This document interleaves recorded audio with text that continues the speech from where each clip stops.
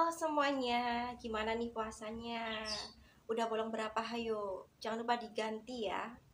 Nggak kerasa nggak sih? Kita tuh bentar lagi udah mau lebaran nih. Nah, tradisi yang paling kita tunggu-tunggu di hari lebaran itu ya bagi-bagi THR. Bener nggak sih? Bener dong. Nah, semoga tahun ini kita dapat banyak uang THR ya. Nah, bicara soal uang THR, kita tuh biasanya dapat uang THR dari keluarga, sanak saudara, ataupun tetangga terdekat kita nih. Nah, karena kita dapatnya tuh cuma satu kali dalam setahun, makanya kita harus pintar-pintar dalam memanage uang THR yang kita dapetin nih. Nah, kita bisa pakai uang itu sebagai angpau lagi, sebagai dana pribadi kita, ataupun sebagai dana darurat. Tapi penasaran nggak sih gimana beberapa dari anggota Hima IPA dalam memanage uang THR yang mereka dapat? Yuk kita lihat.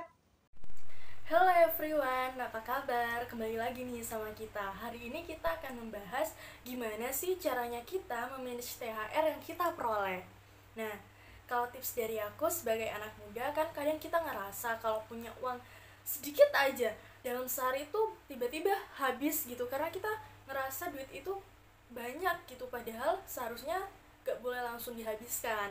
Jadi, kalau tips dari aku itu 25% untuk diri sendiri dan 75% untuk ditabung ke tabungan kita. Jadi, ketika kita itu punya THR, kita sisihkan 25% itu entah itu untuk bermain, entah itu untuk self reward ataupun untuk jajan makanan-makanan kecil gitu. Sedangkan 75%-nya itu kita simpan di tabungan kita. Kan lumayan tuh nambah-nambah tabungan yang ada. Karena seandainya kita punya THR yang lumayan, ketika kita potong 75% dari uang tersebut dan disimpan dalam tabungan kita, maka itu juga berguna untuk masa depan kita. Saya akan menjelaskan bagaimana sih cara memanage uang THR. Yang pertama, kita bisa membuat catatan berdasarkan kebutuhan apa yang kita perlukan. Yang kedua, kita bisa menabung uang THR tersebut. Yang ketiga, kita bisa menggunakan uang THR tersebut untuk membayar zakat ataupun bersedekah. Cara saya untuk memanage uang THR adalah dengan literasi keuangan. Literasi keuangan itu apa sih? Sederhananya, literasi keuangan itu berarti paham gimana caranya mengelola uang secara bijak. Tips biar gak boros uang THR. Mengetahui perbedaan antara kebutuhan dengan keinginan. Halo semuanya, jadi di sini aku mau sedikit nyampein sedikit tips gimana cara aku buat manage uang THR yang aku punya. Oke, yang pertama dan yang paling penting adalah teman-teman harus bisa nguatin niat hati teman-teman biar teman-teman gak boros. Nah, yang namanya nafsu waktu kita punya uang banyak tuh emang banyak banget guys. Aku juga sering banget berada pada kondisi dimana aku tuh pengen beli semua barang yang aku pengenin. Tapi gak semua barang yang aku pengenin itu berguna untuk saat ini gitu. Jadi teman-teman harus bisa mengontrol pengeluaran teman-teman dengan cara menguatkan niat hati itu tadi. Oke, yang kedua adalah teman-teman harus punya skala prioritas nih, di mana skala prioritas itu teman-teman tahu barang mana yang harus teman-teman beli saat ini dan barang mana yang tidak perlu teman-teman beli pada saat ini. Dan itu adalah kunci di mana kita bisa menjaga atau mengontrol pengeluaran kita untuk beli barang.